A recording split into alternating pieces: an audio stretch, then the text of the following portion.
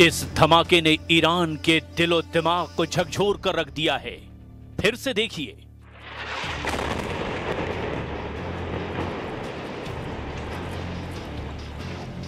Lebanon में गिराए गए इस बम पर नेतन्याहू के दस्तखत थे। इस धमाके से निकले काले धुएं में ईरान को इजराइल का नया युद्ध नजर आ रहा है। इस धमाके ने ईरान को एहसास दिला दिया है कि हिजबुल्लाह की आड़ में इजराइल पश्चिम एशिया में गाजा से भी बड़ा युद्ध करने जा रहा है, जिसका असली मकसद ईरान से जंग है। इजराइल हिजबुल्लाह और हमास की आड़ में दक्षिण लेबनान पर बम बरसा रहा है।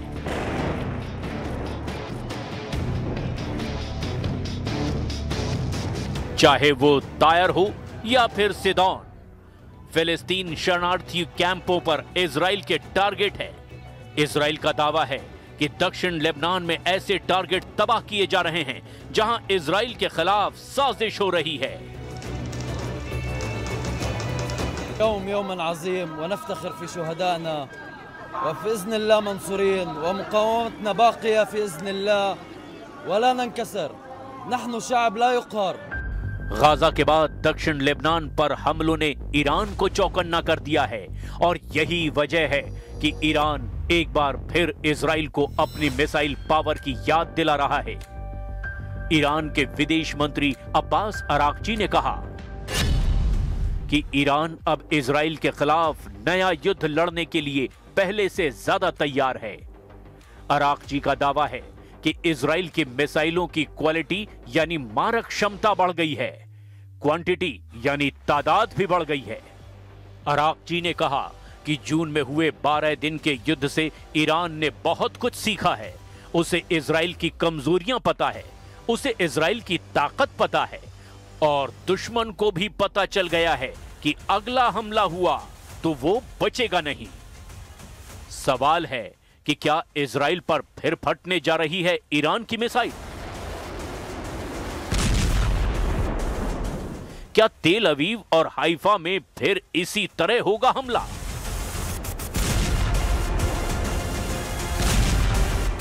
क्या ईरान की मिसाइलों के आगे फिर ढह जाएगा इजराइल का डिफेंस सिस्टम? इजराइल पर ईरान के हमले को लेकर बार बार चेतावनी जारी हो रही है।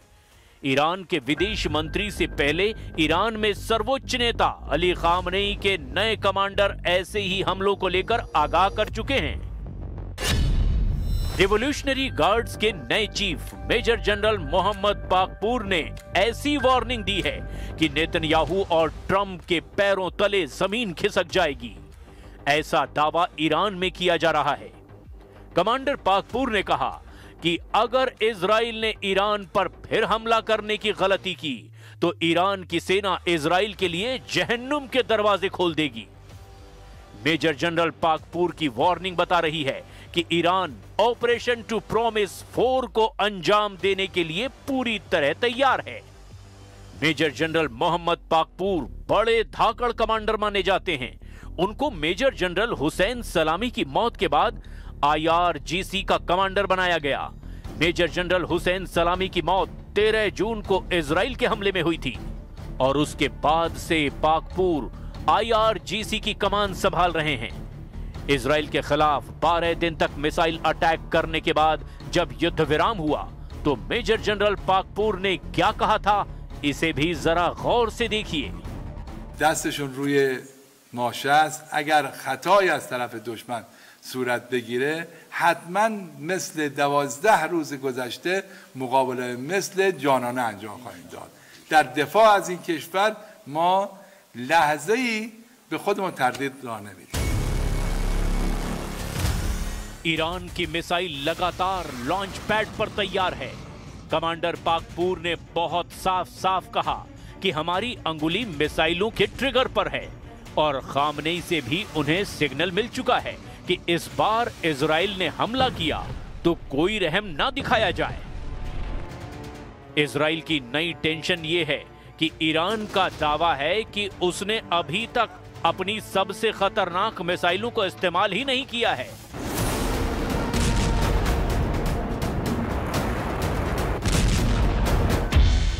लेकिन ईरान से युद्ध को लेकर अमेरिका और इजराइल से लगातार नए नए सिग्नल मिलने लगे हैं। इजराइल पर हुए हमलों में जिन मिसाइलों ने तबाही मचाई है उनकी लिस्ट भी देख लीजिए, क्योंकि यही अब तक नेतन्याहू के लिए सबसे बड़ी परेशानी बनी हुई है। इनमें सबसे खतरनाक फत्ता-1 और खैबर शिखर मिसाइल शामिल है। इसमें कद्र और इमाद मिसाइल भी शामिल हैं। फत्ता हाइपरसोनिक मिसाइल की रेंज 1400 किलोमीटर है।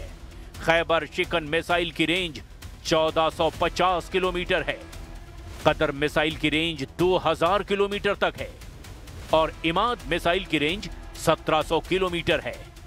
मिसाइलों को लेकर ईरान की तरफ से ऐसी वार्निंग इसीलिए आ रही है क्योंकि नेतन्याहू और ट्रंप का रुख ईरान को लेकर काफी सख्त देखा जा रहा है।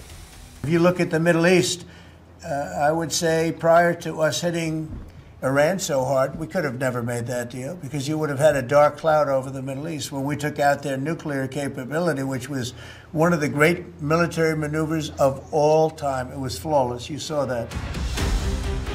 ट्रंप और नेतन्याहू दोनों जानते हैं कि इजराइल पर ईरान की जितनी मिसाइल गिरी, ऐसे हर धमाके ने इजराइल के मिसाइल डिफेंस सिस्टम का पुर्जा ढीला कर दिया। तेल अवीव से लेकर हाइफा और अशदोद से लेकर बेन गुरियन हवाई अड्डे तक हर मिसाइल हमले ने नेतन्याहू को ईरान पर नया प्लान बनाने पर मजबूर कर दिया।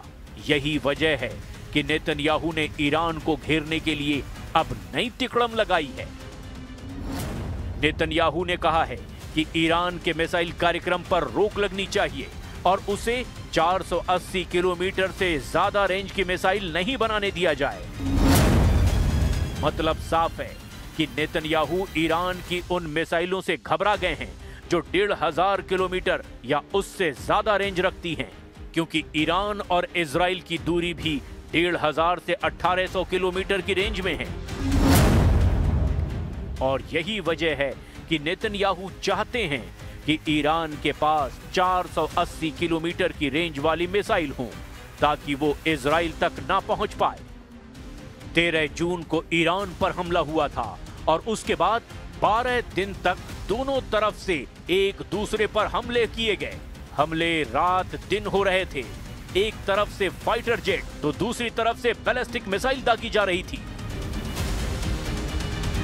एक तरफ नेतन्याहू ने कमान संभाली जिसमें अमेरिका से भी पूरी मदद मिली थी, तो दूसरी तरफ ईरान के सर्वोच्च नेता अली खामनी ने मोर्चा संभाला और तमाम मिलिट्री लीडरशिप खत्म होने के बाद फौरन सेना की कमान नए कमांडरों के हाथ में दे दी। और फिर 12 दिनों तक ईरान ने बता दिया कि इजराइल की शुरुआती स्ट्राइक के बाद उसकी मिसाइल पावर बरकरार है। نیروهای مسلح و صنایع نظامی ما آماده داشتن، استفاده کردن، به کار بردن، بازم دارن، لازم باشه در وقت دیگر هم ازش استفاده میکنن।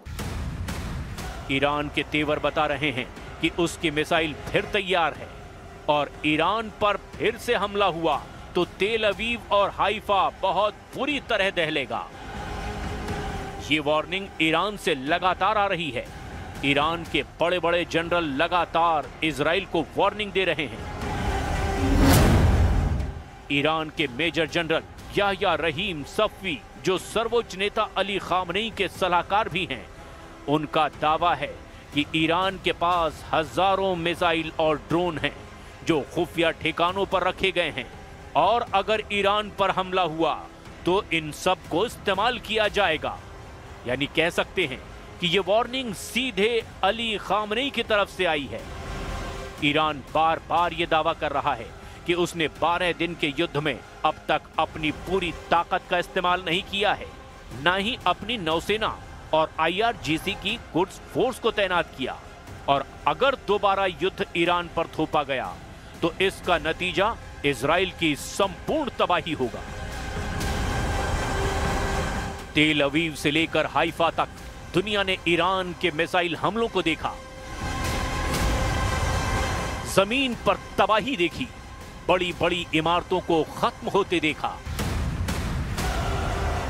और ये तस्वीरें नेतन्याहू के कमांड सेंटर से लेकर व्हाइट हाउस में भी देखी गई। इसीलिए ट्रंप ने भी कहा कि ईरान और इजराइल दोनों को इस युद्ध में नुकसान हुआ है और इजराइल ने भी बड़ी चोट खाई है।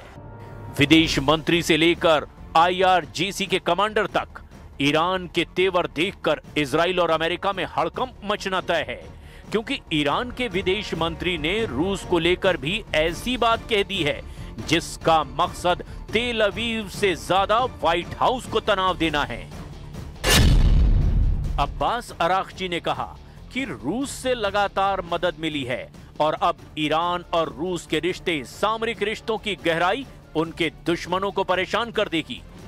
टाइम्स ऑफ इजराइल में छपी ये खबर भी नेतन्याहू को तनाव देने वाली है, जिसमें बताया गया कि ईरान के परमाणु वैज्ञानिक साल 2024 में रूस के खुफिया दौरे पर गए थे। ये दौरा 7 से 11 नवंबर के बीच हुआ था।